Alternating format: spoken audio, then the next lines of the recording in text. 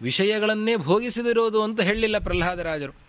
ದೇವರು ಕೊಟ್ಟದ್ದನ್ನು ಸ್ವೀಕಾರ ಮಾಡಬೇಕು, ಅದರ ಕಡೆಗೆ ನಮ್ಮ ವ್ಯಾಮೋಹ ಇರಬಾರದು, ಇದು ಬೇಕು ಬೇಕು ಅಂತ ಬಯಕೆಗಳು ಇರಬಾರದು ಅನ್ನೋದನ್ನು ಪ್ರಹ್ಲಾದರಾಜರು ಹೇಳ್ತಾ ಇದ್ದಾರೆ.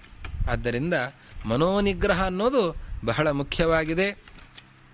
ಮನೋನಿಗ್ರಹವನ್ನು ಮಾಡಿಕೊಂಡು ನಿನ್ನ ಆರಾಧನೆಯನ್ನು ಮಾಡಿದರೆ ಮಾತ್ರ ನಮಗೆ ನಿನ್ನ ಅನುಗ್ರಹ ವಿಶೇಷ ಆಗಲಿಕ್ಕೆ ಸಾಧ್ಯ. ತತ್ವೇ ಮನೋದರ್ಶನೇ ದೃಗಪಿಸ್ತುತೌ ಚ ವಾಕ್ಕರ್ಮಣಿ ಹ್ಯಪಿ ಕರೌ ಶ್ರವಣಂ ಕಥಾಯಾಂ ಸಂಸೇವಯಾ ತ್ವಯಿ ವಿನೇತಿ ಷಡಂಗಯಾ ಕಿಂ ಭಕ್ತಿಂ ಜನಃ ಪರಮಹಂಸಗತೋ ಲಭೇತ. ಅದಕ್ಕೆ ಏನು ಮಾಡಬೇಕು? ಹಾಗಾದರೆ ಮನಸ್ಸಿನ ನಿಗ್ರಹ ಮಾಡಿಕೊಳ್ಳಬೇಕು ಅಂತಂದರೆ, ಆವಾಗ ಮನಸ್ಸಿನ ನಿಗ್ರಹ ಆಯಿತು ಅಂತಾದರೆ ಮಾತ್ರ ಭಕ್ತಿ ಬರಲಿಕ್ಕೆ ಸಾಧ್ಯ. ಆ ಭಕ್ತಿ ಮನಸ್ಸಿನ ನಿಗ್ರಹ ಆಗಬೇಕು, ಭಕ್ತಿ ಬರಬೇಕು ಅಂತಂದರೆ ಏನು? ಮನಸ್ಸಿನ ನಿಗ್ರಹ ಅಂತಂದರೆ ವೈರಾಗ್ಯ. ಮನಸ್ಸಿನ ನಿಗ್ರಹ ಆದಾಗ ಪರಿಪಕ್ವವಾದ ಭಕ್ತಿ ಉಂಟಾಗ್ತದೆ. ಅದು ಆಗಬೇಕು ಅಂತಾದರೆ ಏನು ಮಾಡಬೇಕು ಅಂತಂದರೆ, ಭಗವಂತನ ಮೂರ್ತಿಗಳ ದರ್ಶನದ ಬಯಕೆ ನಮ್ಮಲ್ಲಿ ಯಾವತ್ತೂ ಇರಬೇಕು. ಆ ಮೂರ್ತಿಗಳನ್ನು ನೋಡ್ತಾ ಇರಬೇಕು. ಹರಿಕಥೆಗಳನ್ನು ನಿರಂತರವಾಗಿ ಕಿವಿಗಳಿಂದ ಕೇಳ್ತಾ ಇರಬೇಕು. ನಾಲಿಗೆಯಿಂದ ನಿರಂತರವಾಗಿ ಹರಿನಾಮೋಚ್ಚಾರಣೆಯನ್ನು ಮಾಡ್ತಾ ಇರಬೇಕು. ಭಗವಂತನ ಕಥಾ ಕೀರ್ತನೆಯನ್ನು ಮಾಡ್ತಾ ಇರಬೇಕು. ಕೈಗಳಿಂದ ಭಗವಂತನ ಮೂರ್ತಿಗಳ ಪೂಜೆಯನ್ನು, ಛಲಪ್ರತಿಮೆ ಅಚಲ ಪ್ರತಿಮೆಗಳ ಪೂಜೆಯನ್ನು ಮಾಡ್ತಾ ಇರಬೇಕು. ಛಲಪ್ರತಿಮೆ ಅಂತಂದರೆ ಭಗವಂತನನ್ನು ತಿಳಿದುಕೊಂಡಂತಹ ಜ್ಞಾನಿಗಳು, ಅವರ ಪೂಜೆಯನ್ನು, ಅವರ ಪಾದಪೂಜೆಯನ್ನು ಮಾಡೋದಾಗಲಿ, ಅವರ ಸೇವೆಯನ್ನು ಮಾಡೋದಾಗಲಿ ಮಾಡಬೇಕು. ಅದೇ ರೀತಿಯಲ್ಲಿ ಅಚಲ ಪ್ರತಿಮೆ ಅಂತಂದರೆ ಶಾಲಿಗ್ರಾಮ, ಲೋಹಮಯವಾದ ವಿಗ್ರಹಗಳು, ಅದರಲ್ಲಿ ಪರಮಾತ್ಮನ ಪೂಜೆಯನ್ನು ಮಾಡಬೇಕು.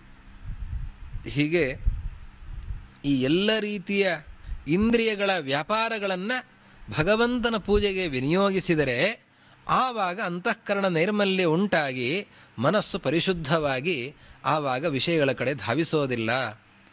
ಆವಾಗ ಯಾವಾಗ ಮನಸ್ಸು ನಿರ್ಮಲ ಆಗ್ತದೋ ಆವಾಗ ಭಗವಂತನಲ್ಲಿ ಭಕ್ತಿ ಉಂಟಾಗ್ತದೆ. ಇಲ್ಲ ಅಂತಾದರೆ ಭಕ್ತಿ ಹೇಗೆ ಉಂಟಾಗಲಿಕ್ಕೆ ಸಾಧ್ಯ? ಆದ್ದರಿಂದ ಸ್ವಾಮಿ, ಈ ಭಕ್ತರಿಗೆಲ್ಲರಿಗೂ ಕೂಡ ನಿನ್ನಲ್ಲಿ ಇಂತಹ ಭಕ್ತಿ ಬರಬೇಕು, ಈ ಜನರಿಗೆಲ್ಲರಿಗೂ ನಿನ್ನಲ್ಲಿ ಭಕ್ತಿ ಬರಬೇಕು ಅನ್ನೋ ದೃಷ್ಟಿಯಿಂದ ನಾನು ಇಲ್ಲೇ ಇದ್ದು ಅವರಿಗೆ ಆ ಭಕ್ತಿ ಬರುವಂತೆ ಸೇವಿಸಬೇಕು, ನಿನ್ನ ಆರಾಧನೆ ಮಾಡಬೇಕು ಅಂತ ನಾವು ಬಯಕೆ ನನ್ನದು ಅಂತ ಪ್ರಹ್ಲಾದರಾಜರು ಕೇಳಿಕೊಂಡಿದ್ದಾರೆ. ಭಗವಂತನ ಸ್ತೋತ್ರವನ್ನು ಮಾಡಿದ್ದಾರೆ, ಭಗವಂತನಲ್ಲಿ ಪ್ರಾರ್ಥನೆಯನ್ನು ಮಾಡಿಕೊಂಡಿದ್ದಾರೆ. ಆ ಸಂದರ್ಭದಲ್ಲಿ ಆ ಪ್ರಹ್ಲಾದರಾಜರು ಮಾಡಿದ ಅದ್ಭುತವಾದ ಸ್ತೋತ್ರ, ಭಗವಂತನ ಮಹಾಮಹಿಮೆಯನ್ನು ಏನು ಕೊಂಡಾಡಿದ್ದಾರೆ, ಅದರಿಂದ ಪ್ರೀತನಾಗಿರುವ ಪರಮಾತ್ಮ ನರಸಿಂಹ ಹೇಳ್ತಾ ಇದ್ದಾನೆ, ಪ್ರಹ್ಲಾದ ಭದ್ರ ಭದ್ರಂತೆ ಪ್ರೀತೋಹಂ ತೇ ಸುರೋತ್ತಮ ವರಂ ವೃಣೀಶ್ವಾಭಿಮತಂ ಕಾಮಪೂರೋಸ್ಮ್ಯಹಂ ನೃಣಾಂ. ಬಾಲಕ ಪ್ರಹ್ಲಾದ, ಎಷ್ಟು ಚೆನ್ನಾಗಿದ್ದೀಯಪ್ಪ, ಎಷ್ಟು ಚೆನ್ನಾಗಿ ನೀನು ನನ್ನ ಮಹಿಮೆಯನ್ನು ಕೊಂಡಾಡಿದ್ದೀಯ, ಭಾರಿ ಸಂತೋಷ ಆಗಿದೆ ನನಗೆ. ಏನು ಬೇಕು ಕೇಳಿಕೊ, ನೀನು ಏನು ಬೇಕೋ ಅದನ್ನೆಲ್ಲ ಕೊಡ್ತೇನೆ, ಯಾರು ನನ್ನಲ್ಲಿ ಕೇಳ್ತಾರೋ ಅದನ್ನೆಲ್ಲವನ್ನು ನಾನು ಕೊಡ್ತೇನೆ. ಆದ್ದರಿಂದ ನೀನು ನನ್ನ ಹತ್ತಿರ ಕೇಳಿಕೊ, ನಾನು ನಿನಗೆ ಇಷ್ಟಾರ್ಥಗಳನ್ನು ನೆರವೇರಿಸ್ತೇನೆ ಅಂತ ನರಸಿಂಹ ಪ್ರಹ್ಲಾದನಿಗೆ ಹೇಳಿದರೆ, ಆವಾಗ ಪ್ರಹ್ಲಾದ ಹೇಳ್ತಾನಂತೆ, ನೀನು ಏನು ಬೇಕೋ ಕೇಳಿಕೋ ಅಂತ ಹೇಳಿದರೆ ಪ್ರಹ್ಲಾದ ಹೇಳ್ತಾನಂತೆ ನರಸಿಂಹನ ಹತ್ರ, ನಾನು ಕೇಳಲ್ಲ, ನೀನು ಹಾಗೆ ಹೇಳಬಾರದು ಅಂತ. ಏನು ಬೇಕೋ ಕೇಳಿಕೋ ಅಂತ ಹೇಳಿದರೆ ಅದು ಕೇಳೋದು ನನ್ನ ಧರ್ಮ ಅಲ್ಲ, ನಿನ್ನ ಹತ್ರ ವರವನ್ನು ಕೇಳೋದು ನನ್ನ ಧರ್ಮ ಅಲ್ಲ, ನೀನು ವರವನ್ನು ಕೊಡ್ತೇನೆ ಅಂತ ಹೇಳುವಂಥದ್ದು ನಿನ್ನ ಧರ್ಮ ಅಲ್ಲ ಅಂತ ನರಸಿಂಹನಿಗೆ ಪ್ರಹ್ಲಾದ ಹೇಳ್ತಾ ಇದ್ದಾನೆ.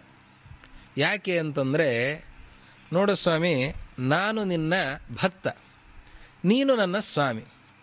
ನಾವು ಯಾವತ್ತೂ ಕೂಡ ನಾನು ಮತ್ತು ನೀನು, ನಮ್ಮಿಬ್ಬರಲ್ಲಿ ಸಂಬಂಧ ಯಾವ ರೀತಿಯಲ್ಲಿ ಇರಬೇಕು ಅಂತಂದರೆ, ಸ್ವಾಮಿ ಮತ್ತು ಭಕ್ತ ಅವರಿಬ್ಬರ ಸಂಬಂಧವೇ ಇರಬೇಕು, ಈಶದಾಸರ ಸಂಬಂಧ ಇರಬೇಕು ಹೊರತಾಗಿ ವ್ಯಾಪಾರಿಗಳ ಸಂಬಂಧ ನಮ್ಮಲ್ಲಿ ಇರಬಾರದು. ಯಾರು ದೇವರ ಸೇವೆಯನ್ನು ಮಾಡಿ ದೇವರಲ್ಲಿ ವರಗಳನ್ನು ಕೇಳಿಕೊಳ್ಳುತ್ತಾನೆ ಅವನು ಯಸ್ತ ಆಶಿಷ ಆಶಾಸ್ತೆ ನಸಭೃತ್ಯ ಸ ವೈ ವಣಿಕ್. ಯಾರು ದೇವರ ಸೇವೆಯನ್ನು ಮಾಡಿ ದೇವರಲ್ಲಿ ವರಗಳನ್ನು ಕೇಳಿಕೊಳ್ಳುತ್ತಾನೆ ಅವನನ್ನು ಭೃತ್ಯ ಭಕ್ತ ಅಂತ ಹೇಳಬಾರದು, ಅವನನ್ನು ವ್ಯಾಪಾರಿ ಅಂತ ಹೇಳಬೇಕು.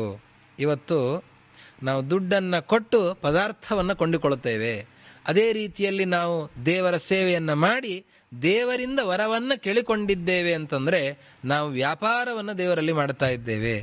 ನನ್ನಲ್ಲಿ ನಿನ್ನಲ್ಲಿ ಇರುವ ಸಂಬಂಧ ವ್ಯಾಪಾರದ ಸಂಬಂಧ ಆಗಬಾರದು, ಅದು ಈಶಭಕ್ತರ ಸಂಬಂಧ ಇರಬೇಕು. ಆದ್ದರಿಂದ ನಾನು ಯಾವ ವರವನ್ನು ಕೇಳೋದಿಲ್ಲ ಅಂತ ದೇವರು ಹಠ ಮಾಡ್ತಾನೆ. ದೇವರಂತಾನೆ, ಇಲ್ಲಪ್ಪ ಹಾಗಾಗೋದಿಲ್ಲ.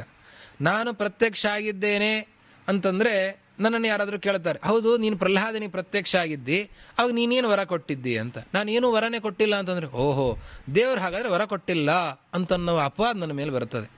ನಾನು ಪ್ರತ್ಯಕ್ಷ ಆಗಿ ವರವನ್ನು ಕೊಟ್ಟಿಲ್ಲ ಅಂತ ಆಗಲೇಬಾರದು, ಅದಕ್ಕೋಸ್ಕರ ನಾನು ವರವನ್ನು ಕೊಡಲೇಬೇಕು, ನೀನು ಏನಾದರೂ ವರ ಕೇಳಲೇಬೇಕು ಅಂತ ಪ್ರಹ್ಲಾದ ಹಠ ಮಾಡ್ತಾನೆ. ನಾನು ವರವನ್ನು ಕೇಳಲ್ಲ, ನಾನು ನಿನ್ನ ಭಕ್ತ, ನಾನು ನಿನ್ನಲ್ಲಿ ಯಾವ ವರವನ್ನು ಕೇಳಲ್ಲ.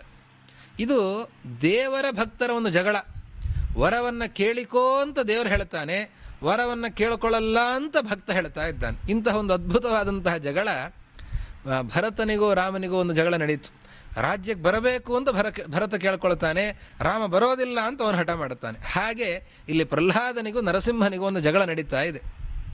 ವರವನ್ನು ಕೇಳಿಕೋ ಅಂತ ನರಸಿಂಹ ಹೇಳ್ತಾನೆ, ನಾನು ಯಾವುದನ್ನು ಕೇಳ್ಕೊಳ್ಳಲ್ಲ ಅಂತ ಪ್ರಹ್ಲಾದ ಹೇಳ್ತಾ ಇದ್ದ. ಕೊನೆಗೆ ಪ್ರಹ್ಲಾದ ಹೇಳ್ತಾನೆ, ಆಯಿತು ನೀನು ವರವನ್ನು ಕೊಡಲೇಬೇಕು ತಾನೆ, ವರವನ್ನು ಕೊಡು. ಏನು ವರ? ಕಾಮಾನಾಂ ಹೃದಯ ಸಂರೋಹಂ ಭವತಸ್ತು ರಣೇ ವರಂ. ನನ್ನ ಮನಸ್ಸಿನಲ್ಲಿ ಯಾವುದೇ ಆಸೆಯೇ ಹುಟ್ಟಬಾರದು, ಇಂಥದ್ದು ಬೇಕು ಅಂತನೋ ಬಯಕೆಯೇ ನನ್ನ ಮನಸ್ಸಿನಲ್ಲಿ ಬರಬಾರದು, ಅಂತಹ ವರವನ್ನು ಕೊಟ್ಟು ಬಿಡುವಂತ. ಎಂತಹ ವರ ನೋಡಿ ಇದು. ಇದರಲ್ಲಿ ಯಾರು ಸೋತರು ಅಂತ? ದೇವರು ಸೋತಿದ್ದಾನೋ ಭಕ್ತ ಸೋತಿದ್ದಾನೋ? ದೇವರು ಏನು ಹೇಳಿದ್ದಾನೆ? ವರವನ್ನು ಕೇಳಿಕೋ ಅಂತ. ಪ್ರಹ್ಲಾದ ಏನು ವರ ಕೇಳಿಕೊಂಡಿದ್ದಾನೆ? ಆಸೆ ಹುಟ್ಟಬಾರದು, ವರವನ್ನು ಕೇಳಿಕೊಳ್ಳಬೇಕು ಅಂತನೂ ಬಯಕೆಯೇ ಬರಬಾರದು, ಅಂತಹ ವರವನ್ನು ನನಗೆ ಕೊಡು ಅಂತ. ಹೀಗೆ ಒಂದು ಅದ್ಭುತವಾದಂತಹ ಒಂದು ಸ್ವಾಮಿಭೃತ್ಯರ ಒಂದು ವಿನೋದ ಅಲ್ಲಿ ನಡೆದಿದೆ. ನಂತರದಲ್ಲಿ ಪರಮಾತ್ಮ ಹೇಳ್ತಾನೆ, ನಿನಗೆ ವಿಶೇಷವಾಗಿ ನಾನು ಅನುಗ್ರಹವನ್ನು ಮಾಡಿದ್ದೇನೆ, ಆಯಿತು ನೀನು ಈ ದೈತ್ಯ ಕುಲಕ್ಕೆ ಅಧಿಪತಿಯಾಗಿ ನೀನು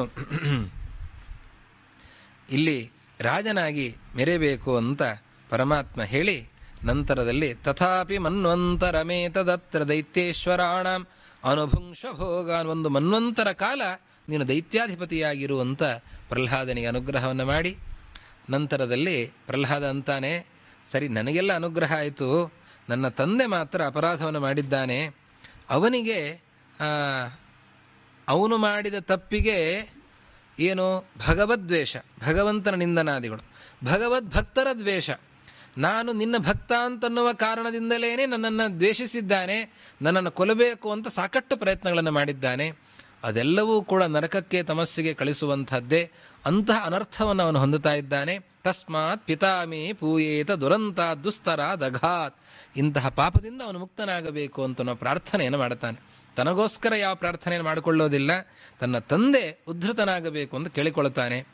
ಆವಾಗ ಪ್ರಹ್ಲಾದನಿಗೆ ನರಸಿಂಹ ಹೇಳ್ತಾನೆ, ನಿನ್ನ ತ್ರಿಸಪ್ತಕುಲ ಅಂದರೆ 3 × 7 ಅಂದರೆ 21 ಕುಲ ಉದ್ಧಾರ ಆಗಿಬಿಟ್ಟಿದೆ. ನೀನು ಹೀಗೆ ನನ್ನ ಆರಾಧನೆ ಮಾಡಿದ್ದಕ್ಕೆ 21 ಕುಲ ಉದ್ಧಾರ ಆಗಿದೆ ಅಂತ.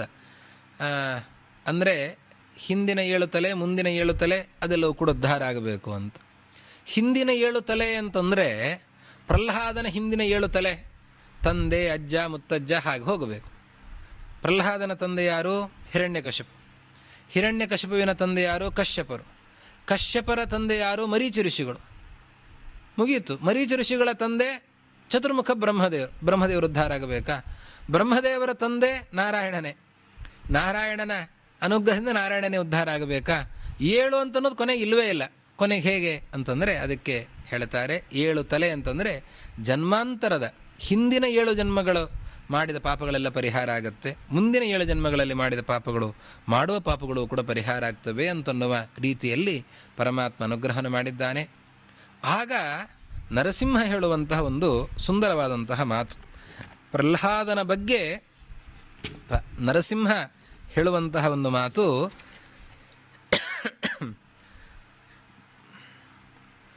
ಭವಂತಿ ಪುರುಷಾ ಲೋಕೆ ಮದ್ಭಕ್ತಾಸ್ತ್ವಾಮನುವ್ರತಾಃ ಭವಾನ್ ಮೇ ಖಲು ಭಕ್ತಾನಾಂ ಸರ್ವೇಷಾಂ ಪ್ರತಿರೂಪಧೃಕ್. ಲೋಕದಲ್ಲಿ ಭಕ್ತರು, ನನ್ನ ಭಕ್ತರು ಅಂತ ಯಾರಿದ್ದಾರೆ ಅವರು ನಿನ್ನನ್ನು ಅನುಸರಿಸಿಕೊಂಡಿರುತ್ತಾರೆ. ನರಸಿಂಹ ಹೇಳುವಂತಹ ಮಾತು. ಭಕ್ತ ಅಂತಂದರೆ ಹೇಗಿರಬೇಕು ಅಂದರೆ ಒಂದು ದೃಷ್ಟಾಂತ ಕೊಡಬೇಕು ಅಂತಂದರೆ ಮೊದಲು ಬರೋದು ಪ್ರಹ್ಲಾದ. ಸರ್ವೇಷಾಂ ಪ್ರತಿರೂಪ ಧೃಕ್. ಜನರಿಗೆ ಉಪದೇಶ ಮಾಡುವಾಗ ಭಕ್ತನಾಗಿರಬೇಕು ಅಂತ ಹೇಳುವಾಗ ಭಕ್ತನಾದವ ಹೇಗಿರಬೇಕು ಅಂತ ಕೇಳಿದರೆ ದೃಷ್ಟಾಂತವನ್ನಾಗಿ ಮೊದಲು ತೋರಿಸೋದು ನಿನ್ನನ್ನೇ, ಪ್ರಹ್ಲಾದನನ್ನೇ. ಇದು ನರಸಿಂಹನೇ ಮಾಡಿರುವಂತಹ ಅನುಗ್ರಹ. ಅದಕ್ಕೆ ಇವತ್ತಿಗೂ ಕೂಡ ಭಕ್ತರು ಅಂತ ಹೇಳಿದರೆ ನಾವು ಮೊದಲು ಹೇಳುವಂಥದ್ದು ಪ್ರಹ್ಲಾದ, ನಂತರದಲ್ಲಿ ಧ್ರುವ, ನಂತರದಲ್ಲಿ ಉಳಿದವರನ್ನು ನಾವು ಹೇಳುತ್ತೇವೆ. ಇದು ಯಾಕೆ ಅಂದರೆ ನರಸಿಂಹನೇ ಮಾಡಿರುವಂತಹ ಪರಮಾನುಗ್ರಹ. ಏನು, ಎಲ್ಲ ಭಕ್ತರಿಗೂ ಕೂಡ ಅವನು ದೃಷ್ಟಾಂತನಾಗಿರಬೇಕು ಪ್ರಹ್ಲಾದ. ಅಂತಹ ಅನುಗ್ರಹವನ್ನು ಮಾಡಿದ್ದಾನೆ. ಸತ್ಯಧರ್ಮ ತೀರ್ಥರು ಇನ್ನೊಂದು ರೀತಿಯ ವಿಶೇಷವಾದ ಚಿಂತನೆಯನ್ನು ಮಾಡ್ತಾ ಇದ್ದಾರೆ. ಪ್ರತಿರೂಪ ಧೃಕ್ ಅಂತಂದರೆ ಪ್ರಹ್ಲಾದನಿಗಿಂತ ಕೆಳಗಿನ ಭಕ್ತರು ಯಾರಿದ್ದಾರೆ ಅವರೆಲ್ಲರಿಗೂ ಕೂಡ ಪ್ರಹ್ಲಾದರಾಜರು ಬಿಂಬರಾಗಿದ್ದಾರೆ ಅಂತ. ಪ್ರತಿರೂಪ ಅಂತಂದರೆ ಪ್ರತಿಬಿಂಬ, ಪ್ರತಿರೂಪ ಅಂದರೆ ಪ್ರತಿಬಿಂಬ. ರೂಪಂ ರೂಪಂ ಪ್ರತಿರೂಪೋ ಬಭೂವ ಅಂತ ವೇದ ಹೇಳುವಾಗ ಪ್ರತಿರೂಪ ಅನ್ನುವ ಶಬ್ದಕ್ಕೆ ಪ್ರತಿಬಿಂಬ ಅಂತನ್ನುವ ಅರ್ಥ ಇದೆ. ಬಿಂಬ ಪ್ರತಿಬಿಂಬ ಅಂತನ್ನುವ ಅರ್ಥದಲ್ಲಿ ಈ ಶಬ್ದವನ್ನು ಬಳಸೋದಿದೆ. ಅದೇ ಶಬ್ದವನ್ನು ಇಲ್ಲಿ ವೇದವ್ಯಾಸ ದೇವರು ಬಳಸಿದ್ದಾರೆ, ನರಸಿಂಹ ಬಳಸಿದ್ದಾನೆ ಅಂತಂದರೆ ಯಾವ ಅಭಿಪ್ರಾಯದಲ್ಲಿ ಅಂತಂದರೆ ಅವರರಾದವರು ಎಲ್ಲರಿಗೂ ಕೂಡ ಪ್ರಹ್ಲಾದರಾಜರು ಬಿಂಬರಾಗಿದ್ದಾರೆ. ನಾವು ದೇವರ ಹತ್ತಿರ ಹೋಗುವಾಗ ನೇರವಾಗಿ ದೇವರ ಹತ್ತಿರ ಹೋಗ್ಲಿಕ್ಕೆ ಸಾಧ್ಯ ಇಲ್ಲ, ಪ್ರಹ್ಲಾದರಾಜರ ಮುಖಾಂತರ ಹೋಗಬೇಕು. ಅದಕ್ಕಾಗಿಯೇ ನಾವು ಪ್ರಹ್ಲಾದರಾಜರೇ ವ್ಯಾಸರಾಜರು, ಅವರೇ ರಾಯರು. ಆದ್ದರಿಂದ ನಾವು ಯಾವುದೇ ಕರ್ಮದ ಚಿಂತನೆಯನ್ನು ಮಾಡುವಾಗಲೂ ಕೂಡ ಆ ರಾಯರ, ಪ್ರಹ್ಲಾದರಾಜರ, ವ್ಯಾಸರಾಜರ ಸ್ಮರಣೆಯನ್ನು ಮಾಡಿಕೊಂಡು ಅವರ ಮುಖಾಂತರ ನಾವು ಮುಖ್ಯ ಪ್ರಾಣದೇವರು ದೇವರು ಅಲ್ಲಿಗೆ ಹೋಗಬೇಕು, ಹೊರತಾಗಿ ನೇರವಾಗಿ ಹೋಗುವಂತಿಲ್ಲ ಅಂತನ್ನೋ ಒಂದು ಸುಂದರವಾದ ಅರ್ಥಚಿಂತನೆಯನ್ನು ಸತ್ಯಧರ್ಮ ತೀರ್ಥರು ಮಾಡಿಸ್ತಾ ಇದ್ದಾರೆ. ಹೀಗೆ ಅಂತಹ ಮಹಾನುಭಾವರು ನಮ್ಮೆಲ್ಲರಿಗೂ ಕೂಡ ಹೀಗಿರಬೇಕು ಅಂತನ್ನೋದಕ್ಕೆ ಒಂದು ಆದರ್ಶಪ್ರಾಯರಾಗಿ ಇರುವಂಥವ್ರು ಪ್ರಹ್ಲಾದರಾಜರು. ನಮ್ಮೆಲ್ಲರಿಗೂ ಕೂಡ ಆರಾಧ್ಯರಾದಂಥವ್ರು, ಉಪಾಸ್ಯರಾದಂಥವರು ಪ್ರಹ್ಲಾದರಾಜರು. ಅಂತಹ ಪ್ರಹ್ಲಾದರಾಜರು ಮಾಡಿರುವಂತಹ ಸುಂದರವಾದ ನರಸಿಂಹದೇವರ ಸ್ತೋತ್ರದ ಚಿಂತನೆಯನ್ನು ಏನು ಯಥಾಶಕ್ತಿ ಮಾಡಿದ್ದೇವೆ. ನರಸಿಂಹ ಜಯಂತಿಯ ನಿಮಿತ್ತದಿಂದ ಏನು ಮಾಡಿದ್ದೇವೆ. ಇದರಿಂದ ಪರಮಾತ್ಮ ಪ್ರಸನ್ನನಾಗಲಿ. ನಮಗೆ, ನಿಮಗೆ ಎಲ್ಲರಿಗೂ ಕೂಡ, ಎಲ್ಲ ಭಗವದ್ಭಕ್ತರಿಗೂ ಕೂಡ ಉತ್ತಮವಾದಂತಹ ಭಕ್ತಿಯನ್ನು ನೀಡಬೇಕು. ಅದಕ್ಕೆ ಬೇಕಾಗಿರುವಂತಹ ಎಲ್ಲ ಇಂದ್ರಿಯಗಳ ನಿಗ್ರಹ, ಮನಸ್ಸಿನ ನಿಗ್ರಹವನ್ನು ತಂದುಕೊಟ್ಟು ಪರಮಾತ್ಮ ಮೋಕ್ಷ ಸಾಧನೆಯನ್ನು ಮಾಡಿಸಬೇಕು ಅಂತನ್ನುವ ಪ್ರಾರ್ಥನೆಯನ್ನು ಮಾಡ್ತಾ, ರಾಯರು, ವ್ಯಾಸರಾಜರು, ಪ್ರಹ್ಲಾದರಾಜರ ಅಂತರ್ಯಾಮಿಯಾಗಿರುವಂತಹ ಮಧ್ವೇಶ ಕೃಷ್ಣನಿಗೆ ಈ ವಾಕ್ಕುಸುಮವನ್ನು ಅರ್ಪಿಸ್ತಾ ಇದ್ದೇನೆ. ಶ್ರೀ ಗುರು ಮಧ್ವೇಶ ಅರ್ಪಣಮಸ್ತು.